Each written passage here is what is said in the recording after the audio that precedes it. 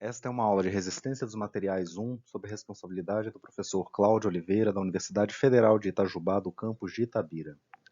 Trataremos aqui do capítulo 3, Propriedades Mecânicas dos Materiais. Essa é a segunda parte de uma aula de exercícios baseada no livro de Resistência dos Materiais de R.C. Hibbeler, da 7ª edição. Exercício 3.26. A haste plástica de acrílico tem 200 mm de comprimento e 15 mm de diâmetro. Se uma carga axial de 300 N for aplicada a ela, determine a mudança em seu comprimento e em seu diâmetro. O módulo de elasticidade longitudinal do plástico é igual a 2,7 GPa. E o coeficiente de Poisson do plástico é igual a 0,4. Podemos verificar pela figura que a força de 300 N é aplicada na direção do comprimento. Essa força é aplicada em uma área que é definida pelo diâmetro dado no enunciado do exercício. O exercício solicita a mudança no comprimento. Portanto, será necessário calcular a deformação normal que acontece nessa direção longitudinal. A lei de Hooke estabelece que a tensão é igual à elasticidade vezes a deformação. Podemos reescrever tensão como força sobre área. E reorganizando a equação, teremos que a deformação longitudinal será igual à força sobre a área na qual essa força é aplicada, multiplicado pela elasticidade. A força é igual a 300 newtons. A área é igual a π vezes 0,0075 ao quadrado, sendo que 0,0075 é o raio, expresso em metros, multiplicado pelo módulo de elasticidade, 2,7 vezes 10 à nona. Isso fornece uma elasticidade longitudinal de 0,000629. Do capítulo 2 de deformação, sabemos que a deformação pode ser calculada como diferença de comprimento sobre comprimento inicial. Já conhecemos, então, o valor da deformação. Conhecemos o valor do comprimento inicial da barra também. Então, se deformação é igual à diferença de comprimento sobre comprimento inicial, podemos reorganizar a equação e escrever que a diferença de comprimento é igual a deformação longitudinal multiplicada pelo comprimento. Isso é, portanto, igual a 0,000629 vezes 200 mm, fornecendo 0,125 mm. Para calcular a mudança no diâmetro, será necessário calcular a deformação lateral que ocorre na barra. O módulo de Poisson relaciona a deformação lateral com a deformação longitudinal. Reorganizando a equação, obtemos que a deformação lateral é igual a menos o módulo de Poisson multiplicado pela deformação longitudinal. A deformação lateral é, portanto, menos 0,4 multiplicado por 0,000629, e isso é igual a menos 0,000252. O sinal negativo indica que houve compressão na direção diametral. Da mesma forma, a deformação lateral pode ser calculada como diferença de comprimento de raio sobre o raio inicial. Podemos reorganizar a equação e expressar a diferença no comprimento do raio como deformação lateral vezes o raio. A diferença no comprimento do raio será igual, então, a menos 0,000252 vezes o comprimento inicial do raio, 7,5. Isso será igual a menos 0,001887 mm. Isso é, portanto, uma redução do comprimento do raio. O enunciado do exercício solicita a redução no comprimento do diâmetro. Então, basta multiplicar esse resultado por 2 e teremos, então, o resultado de menos 0,003773 milímetros. Uma redução no diâmetro. Exercício 3.27. O bloco é feito de titânio Ti 6A14V. É submetido a uma compressão de 1,5 mm ao longo do eixo Y. E sua forma sofre uma inclinação de θ igual a 89,7 graus. Determine a deformação normal no eixo X, a deformação normal no eixo Y e a distorção no plano XY. O exercício diz que a compressão aconteceu no eixo Y. Consideraremos o eixo Y como o eixo onde aconteceu a deformação principal do problema. Dessa forma, conseguiremos calcular a deformação longitudinal no eixo Y. Essa deformação será igual à diferença de comprimento naquele eixo pelo comprimento inicial. Uma vez que a diferença de comprimento no eixo Y aconteceu devido a uma compressão, ela entrará com valor negativo de menos 1,5 mm dividido por 100 mm.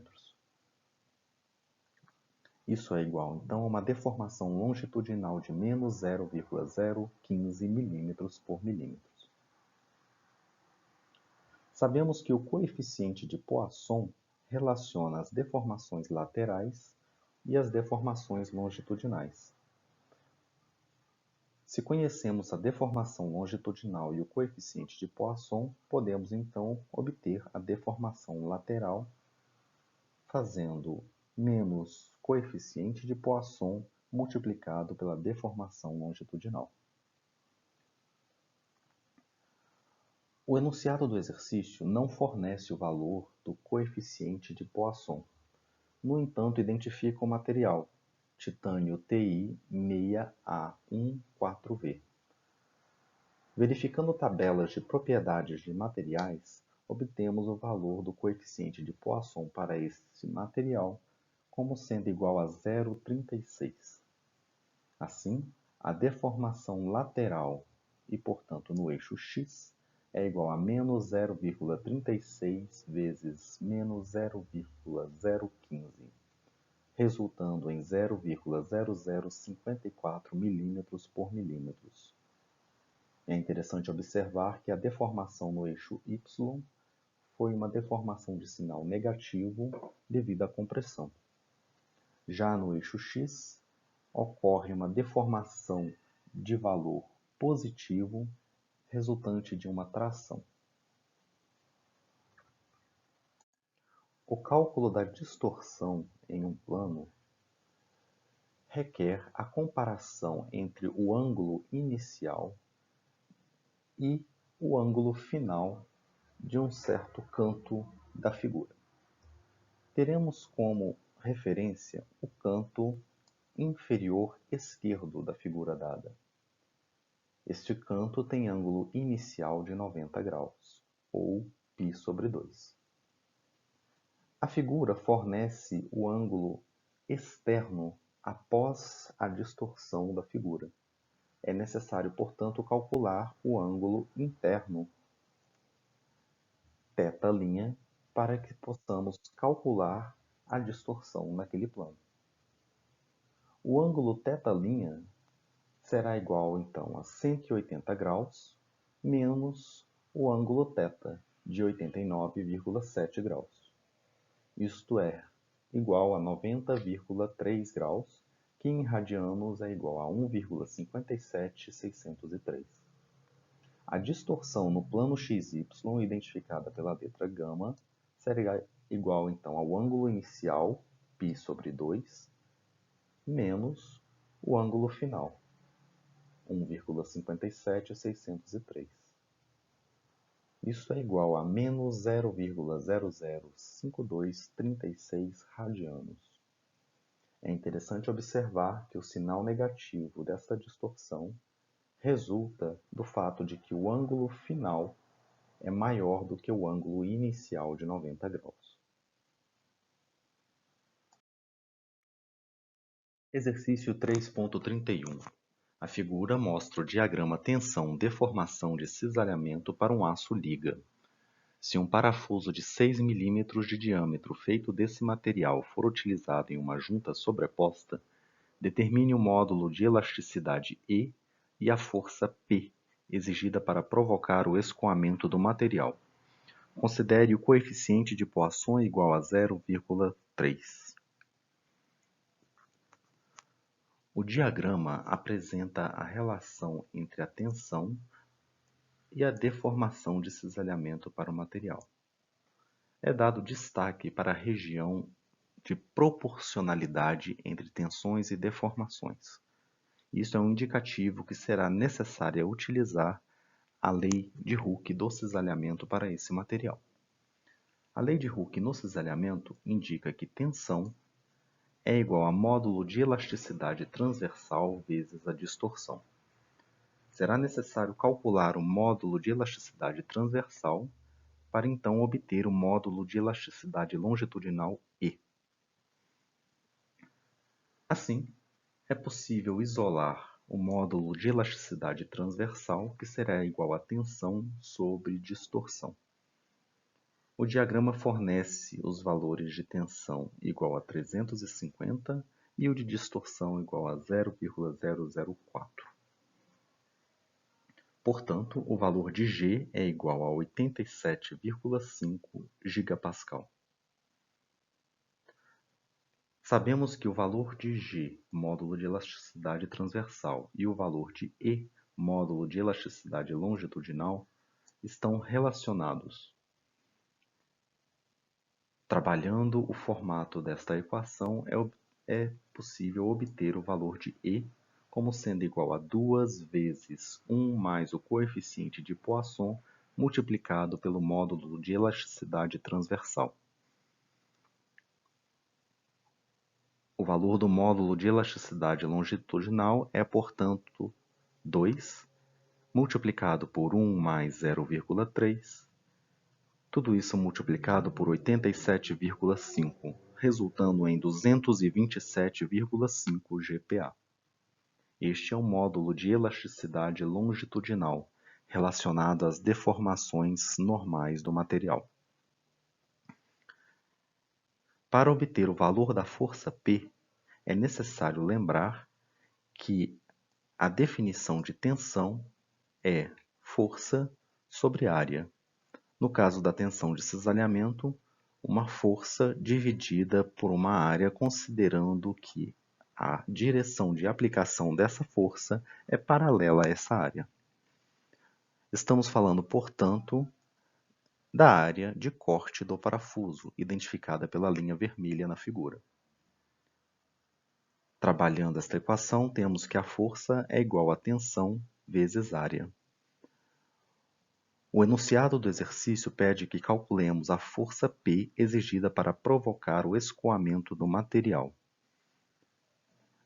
A tensão fornecida no diagrama igual a 350 MPa identifica o ponto final da reta que indica proporcionalidade. Esse ponto é por vezes representado como coincidente com a tensão limite de escoamento e a tensão limite de elasticidade. Assim, esse valor de tensão igual a 350 MPa identifica tanto o limite de proporcionalidade como o limite de escoamento. Para obter o valor da força que causa o escoamento, utilizamos então a tensão que causa o escoamento multiplicada pela área. 350 MPa, na fórmula 10 a sexta, multiplicada pela área, π vezes 0,003 ao quadrado, onde 0,003 é o raio do parafuso em metros. Isto resulta em uma força de 9,90 kN. Exercício 3.32. As sapatas do freio do pneu de uma bicicleta são feitas de borracha. Se uma força de atrito de 50 newtons for aplicada de cada lado dos pneus, determine a deformação por cisalhamento média na borracha. As dimensões da seção transversal de cada sapata são 20 mm e 50 mm. O módulo de elasticidade transversal é igual a 0,20 MPa. É interessante observar que neste exercício, a área de aplicação da força não está claramente identificada na figura. É necessário perceber que a área de contato entre o pneu da bicicleta e a borracha do freio é esta área representada em laranja na figura abaixo. Esta área de aplicação da força é igual a 0,050 vezes 0,020 metros quadrados. Com o valor da força e o valor da área, é possível calcular a tensão de cisalhamento naquela área. A tensão de cisalhamento é igual a força sobre área. 50 newtons dividido por 0,020 vezes 0,050. Isto resulta em 50.000 PA ou 50 kPa. Pela lei de Hooke, sabemos que a tensão de cisalhamento é igual ao módulo de elasticidade transversal multiplicado pela distorção. O enunciado do exercício solicita o cálculo da distorção ou deformação por cisalhamento média. Reorganizando a equação da lei de Hooke, temos que a distorção é igual à tensão de cisalhamento dividida pelo módulo de elasticidade transversal. Dessa maneira, temos 50.000 Pascal dividido por 0,20 vezes 10 a sexta, equivalente ao valor de 0,20 MPa. Isto resulta em uma distorção de 0,25 radianos.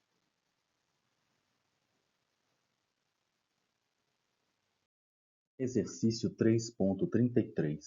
O tampão tem diâmetro de 30 mm e se ajusta ao interior de uma luva rígida com diâmetro interno de 32 mm. Ambos, tampão e luva, têm 50 mm de comprimento. Determine a pressão axial P que deve ser aplicada à parte superior do tampão para que ele entre em contato com as laterais da luva. Determine também a que distância o tampão deve ser comprimido para baixo para que isso aconteça. O material do tampão tem módulo de elasticidade longitudinal E igual a 5 MPa e coeficiente de Poisson igual a 0,45. Podemos observar na figura que existe uma folga entre o tampão, representado em verde, e a luva, representada em azul.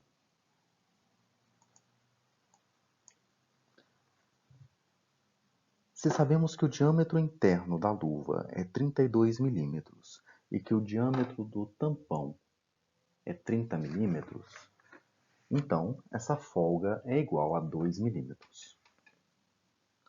Portanto, para que o tampão entre em contato com a luva, será necessário um aumento do diâmetro do tampão. Este aumento implica em uma deformação por tração na direção do diâmetro.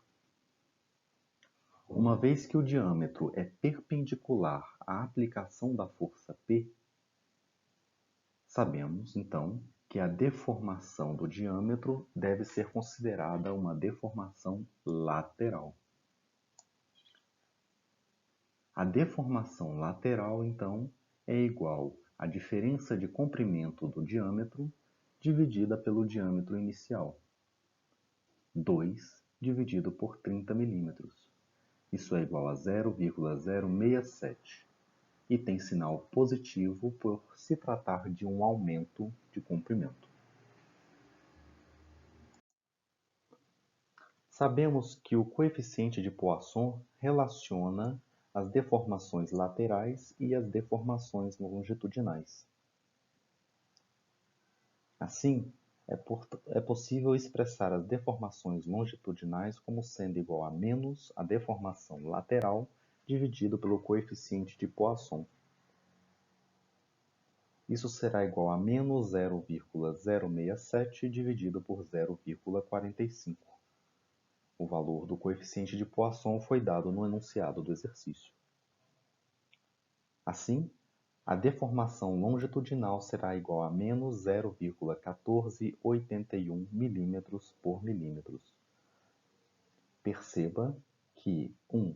Essa deformação longitudinal acontece na direção y, mesma direção de aplicação da carga P. E 2. Essa deformação longitudinal tem sinal negativo, indicando uma compressão, uma diminuição da altura do tampão. Podemos interpretar a pressão P como força sobre área. Esta é a mesma definição de tensão. Por sua vez, a lei de Hooke diz que as tensões normais são iguais ao módulo de elasticidade longitudinal multiplicada pela deformação longitudinal. O módulo de elasticidade longitudinal foi dado no enunciado do exercício e é igual a 5 vezes 10 a sexta Pascal. A deformação longitudinal foi calculada e é igual a menos 0,1481. Dessa forma, a pressão P é igual a menos 740 kPa. Mais uma vez, o sinal negativo indica compressão. A deformação longitudinal acontece na direção y, isto é, na direção da altura do tampão. Portanto, essa deformação longitudinal pode ser calculada como diferença na altura do tampão dividido pela altura inicial. Se desejamos calcular a diferença na altura do tampão, podemos reorganizar a fórmula e escrever delta é igual a deformação longitudinal pela altura inicial. Assim, temos menos 0,1481, que é a deformação longitudinal, multiplicada por 50 milímetros, que é a altura inicial do tampão. Isto resulta em menos 7,41 milímetros, que é a distância que o tampão deve percorrer quando comprimido para baixo, para que ocorra uma deformação lateral, causando o contato entre o tampão e a luva. Podemos dizer então que a altura do tampão, quando as suas laterais entram em contato com a superfície interna da luva, é igual a 50 menos 7,41 milímetros. A altura do tampão, então, é igual a 42,59 milímetros.